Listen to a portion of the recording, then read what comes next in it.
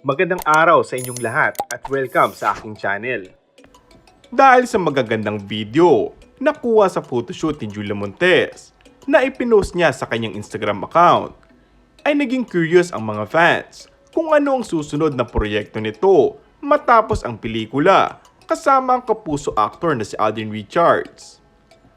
Tinanong ang handler ni Julia sa Cornerstone Entertainment na si Mac Merla kung para saan ang photoshoot ng aktres at kung may bago itong iniendorso o bagong proyekto.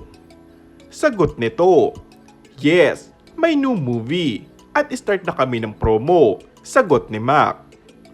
Sa madaling salita, may bagong pelikulang gagawin si Julia and at the same time ay kasabay ng promo ng pelikula ng movie nila ni Alden Richards na 5 Breakups in a Romance na isinulat at idinirect ni Irene Emma Villamor na produce ng GMA Films, Myriad Corporation at Cornerstone Studios na sinimulan itong ishoot noong Abril 2023. Good news nga ito sa mga fans ng aktres dahil sa pagiging aktibong muli ng kanilang idolo sa susunod na proyekto nito.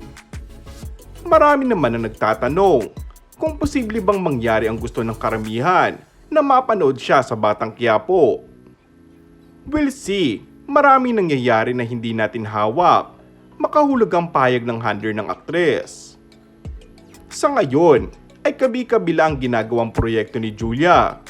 Isa pang bagong pelikula ang nakatakdang gawin ng aktres sa susunod na buwan. Abala man sa trabaho, ay sinisikap umano ni Julia na balansin ang kanyang oras sa trabaho at para sa kanyang personal na pangangailangan. And that's all for our today's video. Kung bago ka lang sa aking channel ay mag-subscribe at pindutin na rin ang notification bell. Maraming salamat!